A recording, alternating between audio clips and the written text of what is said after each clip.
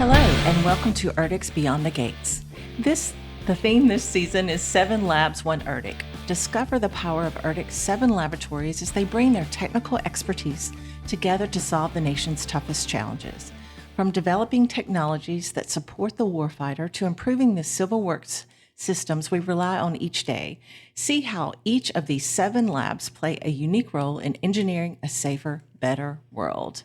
This morning, I have with me 2 guests from the Information Technology Laboratory. I have with me Qunicy Alexander. He's Chief Software Engineering and Informatics Division of ERDC, and Megan Saxton. She's the Communication Specialist at ITL. Good morning. Good morning. How are y'all this morning? Good. How are you, Annette? Doing great, and so glad for y'all to be here. And this is my favorite question. Here we go. You ready? To start us off, could you tell me about yourselves, your background, and explain your roles at ERDC? The only easy one.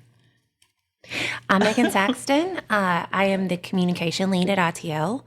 I've been at ERDC longer than I care to admit. I started right out of college, and I started in the public affairs office where you are now, Annette, and then I moved to ITL, and currently I am in charge of communication for the whole lab. That looks like a lot of internal communication right now, but I also get to do articles and social media posts and some fun stuff with your office. Okay, Qunicy? All right. My career started off in the private sector, but I transitioned to ERDC about 10 years ago, part of the sensor integration branch, and since then I've become the lead for our Software Engineering and Informatics Division, and this division covers our Cybersecurity Engineering Analysis branch, Software Engineering Evaluation branch, the Information and Knowledge and Science Management, as well as the CAD/BIM Technology Center. All right, great. Well, okay, so when people hear ITL, they sometimes just think of the help desk or fixing laptops for our listeners. How would you define the mission of ITL? So I'm actually going to read you our mission statement to make sure that I get this exactly right. Okay. But our mission is to empower the warfighter in the nation through innovative solutions. And then we also have a vision to be a world-renowned government R&D organization driven by exceptional talent, advanced technologies, and strategic partnerships. And I know that's a broad statement. Yes. It is very broad. And we'll get into more detail as we continue. But our scope of work is very broad, and it basically boils down to our team is dedicated to advancing information technology to support the warfighter and strengthen national security. And we can talk more about exactly what that looks like. Absolutely, absolutely. Qunicy, do you have anything to add to? Okay, all right, well, good. We plan this very Okay. Well, sometimes there's off the cuff. You just never know. Okay, so the theme of our show this season is discovering the power of ERDC's 7 laboratories. So united to solve these challenges, can you provide an example of how ITL has partnered with another ERDC laboratory to tackle a challenge that neither could have solved alone? Yes, the Information Technology Lab is pretty unique in that most of the problems that we do address involve larger teams. So information technology is basically the backbone of a lot of problems. And so most of the efforts that we're focused on, we're partnering with industry, we're partnering with academia, we're partnering with other labs, we're partnering with other agencies.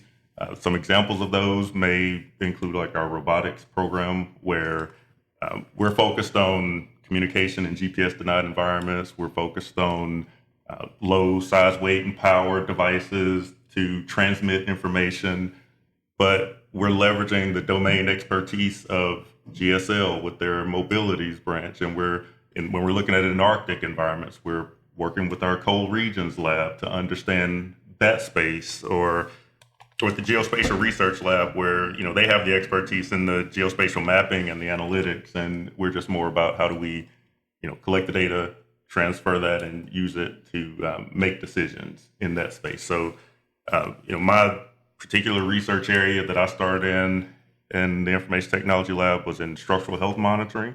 And so as we were looking at the infrastructure that supports the nation that's being used well beyond its design life, oftentimes you need data to make decisions on whether to repair, replace, or leave it as is. And so we would work with the coastal hydraulics lab that understood the locks and dam infrastructure. We worked with the geotechnical and structures lab who understood the materials. We would go in and put sensors and be able to pull that data almost like a Fitbit for infrastructure to be able to understand the health of it and then help them make decisions on how to move forward with that. So like I said, the information technology piece is almost like the backbone of a lot of it to get to better decisions. And so there's very few projects that we do in a silo on our own. Right. Running toward that one ERDC that we speak about. Absolutely. Megan, do you have anything to add? Y'all good? He covered it, right? If y'all could see the look she's giving me, no, we're good. To the next question. For a brief history lesson, could you walk us through how ITL first came about and when it was originally stood up? Also, there's a common misconception that ITL is strictly made up of computer scientists. Can you shed some light on the diverse range of skill sets ITL actually brings into the ERDC team? I can.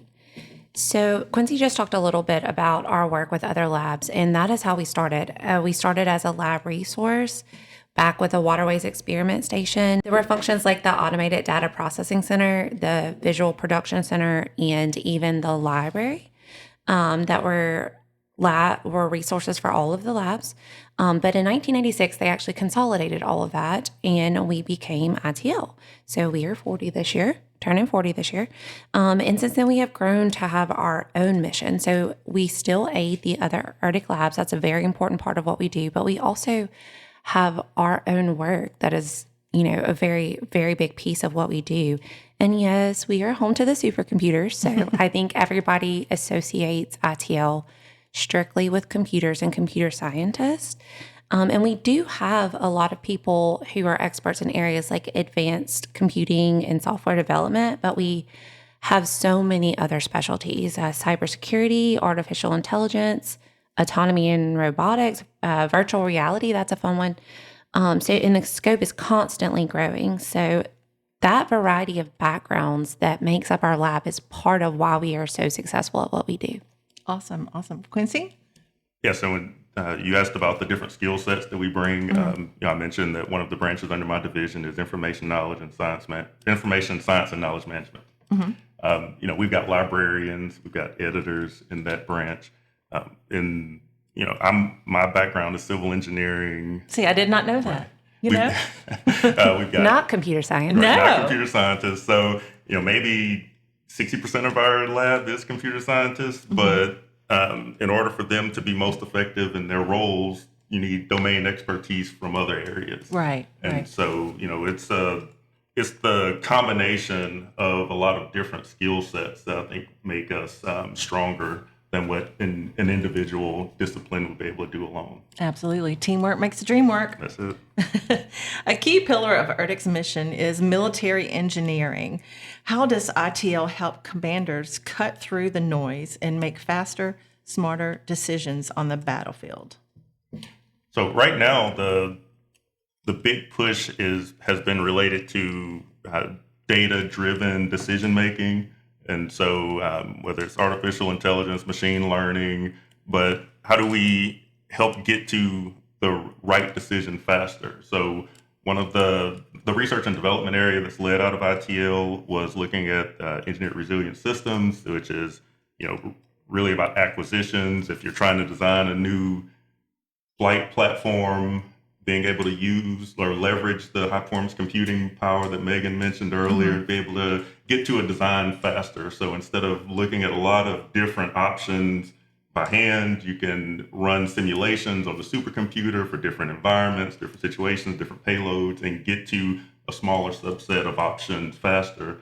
And so then you can just make those last decisions. Our systems engineering research branch that's looking at some wargaming and helping get to those decisions of cause and effect and what's going to be the optimal solution. We've got supply chain management research of if you've got an area where you need to get supplies and you need to build something, what's going to be the optimal materials, the optimal kind of type of building to put in that location. Right. So based on what's available. So a lot of it is just using this data to get to these data-driven decisions faster with higher probability of success. And as you said, the key word is faster. Right. Exactly. Okay, so the modern battlefield is so different from the days of World War II. It's now highly digital. So how does the ITL team work to push high-level computing power out to the tactical edge while ensuring our systems are locked down against cyber threats, which is such cyber threats? Wow, it's just crazy how that is rampant everywhere. Right. Yes, our largest branch that we have is our cybersecurity engineering. That's the largest branch. That's the largest. I think branch. it's the largest branch at ERDC, Yes. in fact. The last time I checked, it was. Did not know that. Did not know that. And so we've got 6 different teams in that branch that are looking at the full spectrum from 24/7 network analysis to, we talk about civil infrastructure. So they call it operational technology instead of information technology when you're going and securing to make sure no one hacks into the system to operate a lock and dam and flood a city. Right. So that being able to protect the data or protect these systems against cyber threats is a key component of some of the work that we're doing. We talk about pushing the computational power to the tactical edge. We have a lot of research going on in that space too, from something as 3 or 4 years ago, we worked on some efforts to actually put a HPC node in the field. So we developed this system that provided shock protection and waterproof and all of these different.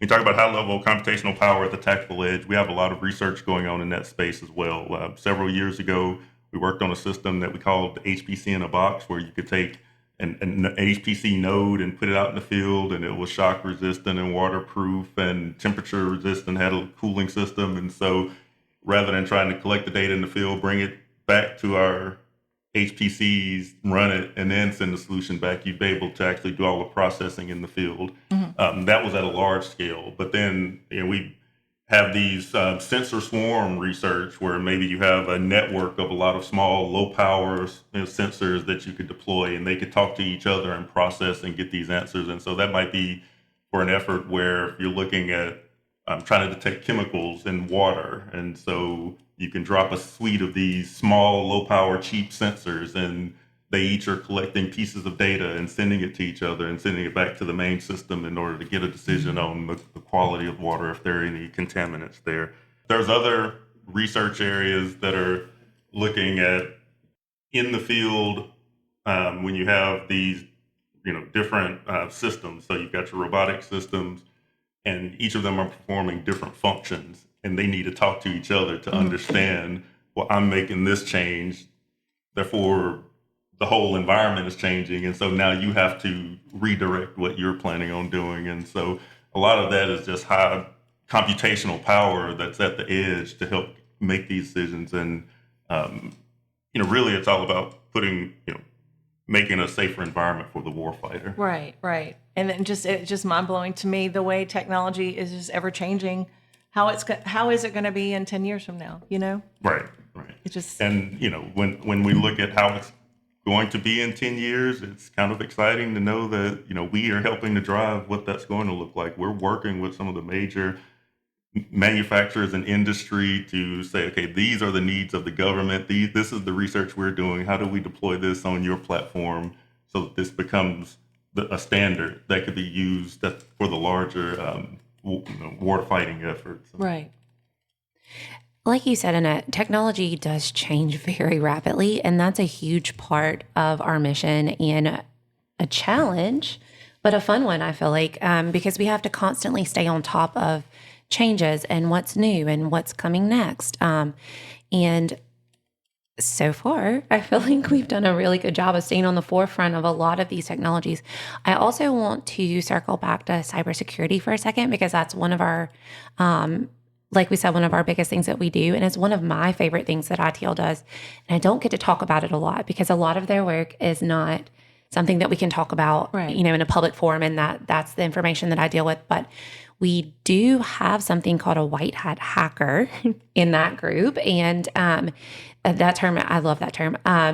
They get to go in to these systems and try to hack them as the good guys.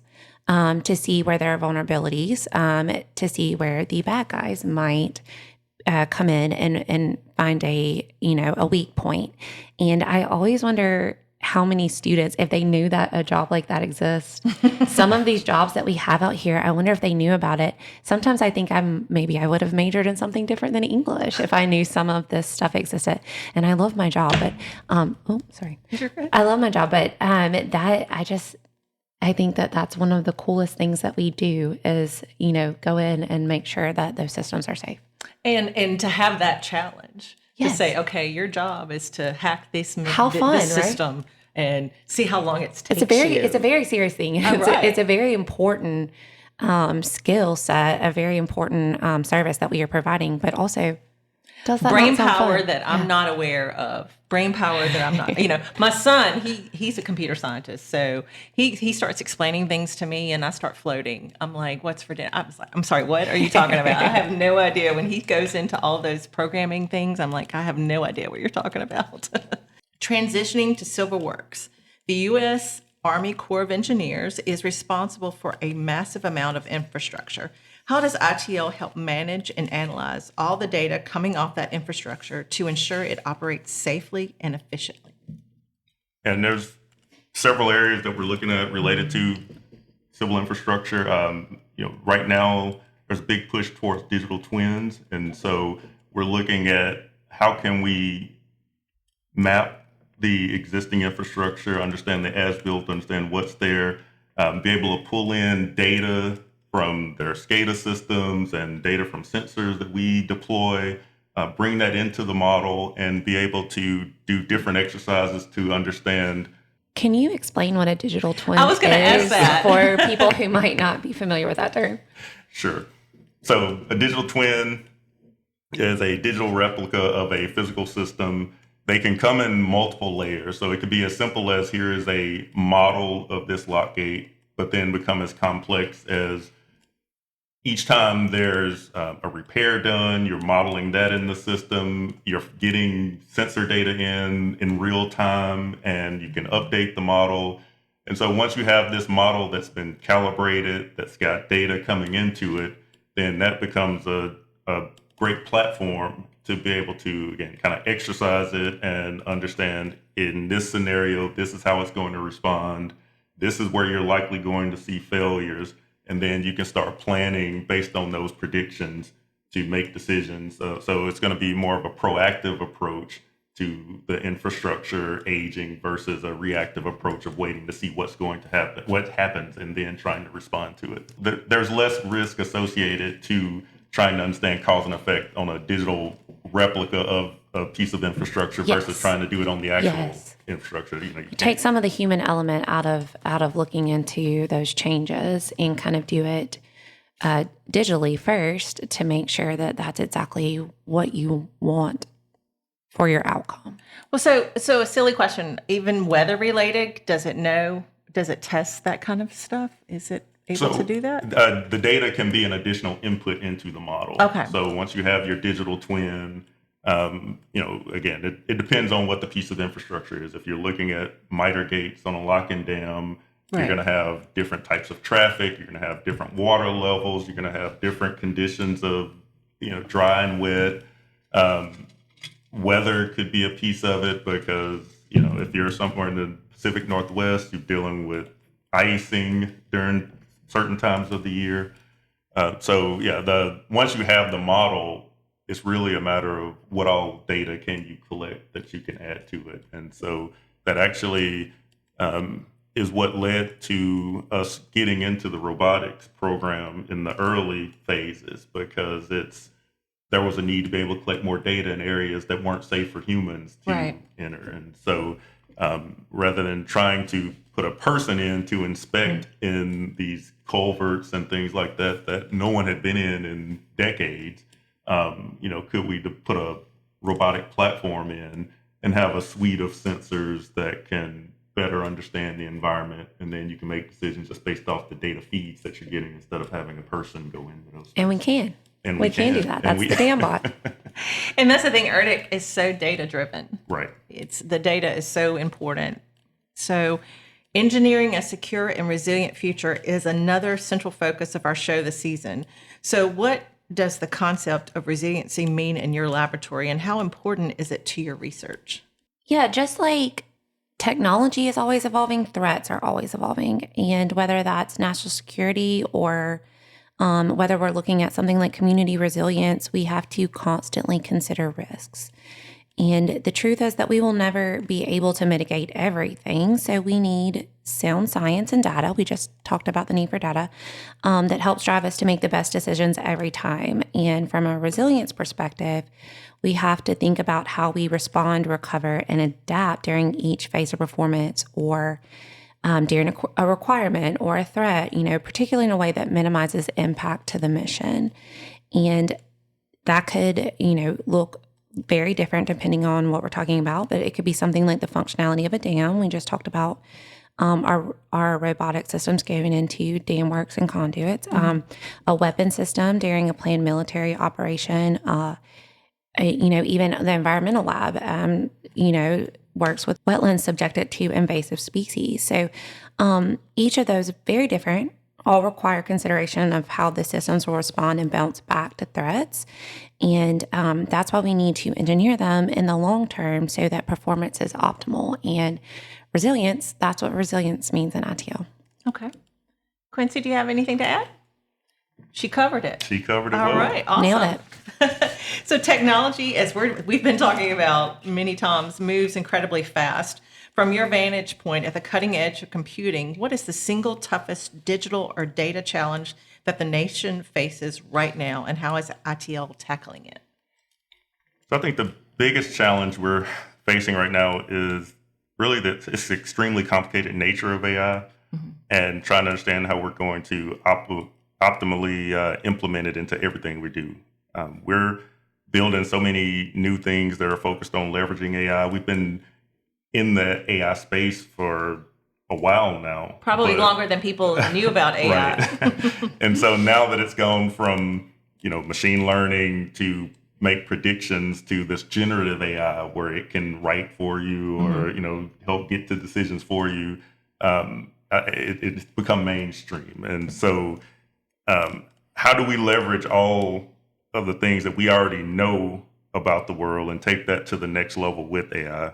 So the other big challenge with this is our old way of managing knowledge, and knowledge in the IT world has really been flipped upside down. So, this is really going to end up requiring a tremendous coordination because we've kind of stovepiped ourselves into all these different pieces of software and knowledge repositories and databases, et cetera, don't necessarily link to enable AI. So, we've had a lot of different organizations coming to us saying, hey, we've got 12 different systems, and in each system, we're calling this thing different things. And so how can we bring all of this together to put into one AI system to be able to get to decisions? And so, but that's basically a similar challenge that we have with our aging infrastructure in the U.S., where we've got this big technical debt. And if we're really going to fully lean in on transforming our future, we're going to have to focus on change that's revolutionary instead of evolutionary.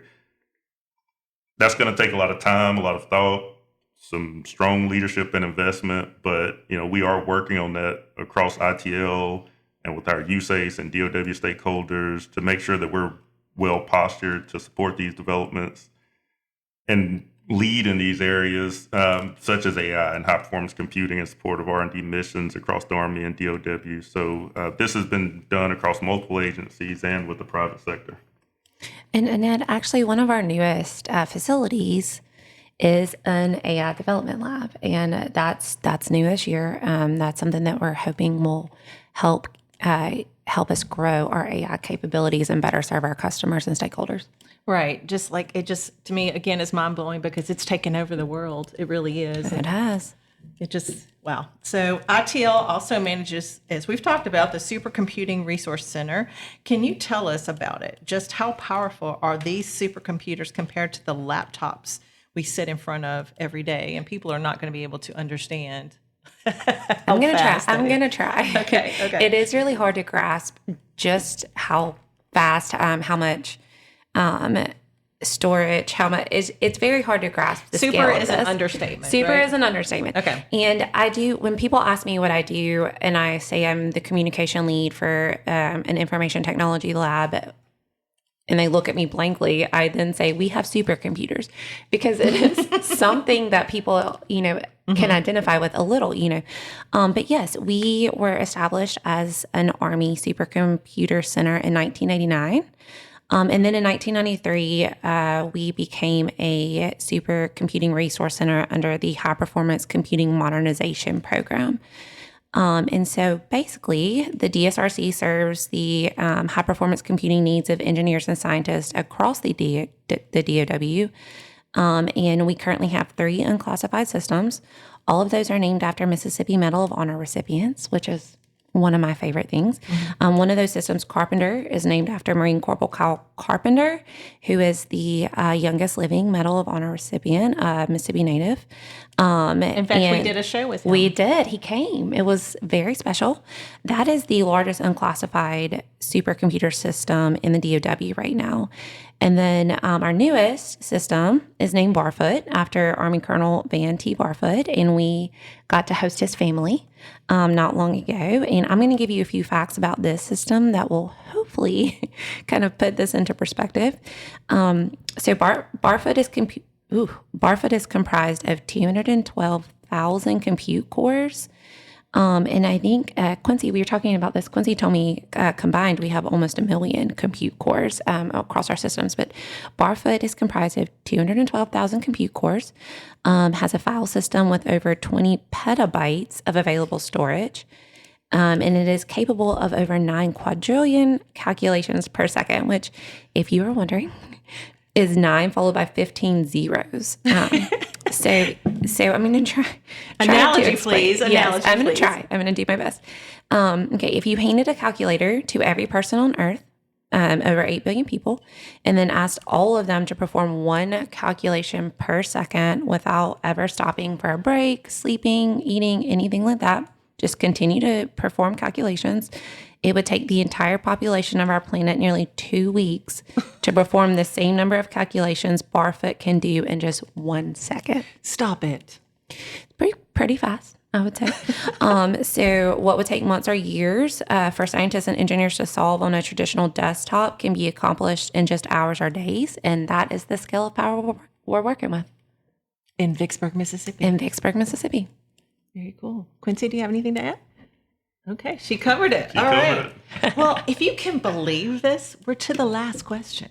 See, I told you guys this would go so fast. So, looking ahead in your crystal ball, okay, are there any key takeaways you want our listeners to understand about the importance of the work being done at ITL?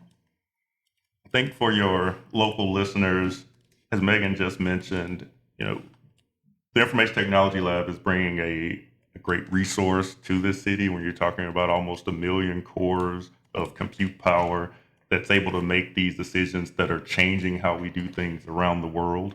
But we're more than just compute power. It's the subject matter expertise, it's the domain knowledge, it's the ability to leverage the technology to not only solve civil works problems, but also the military engineer problems. So,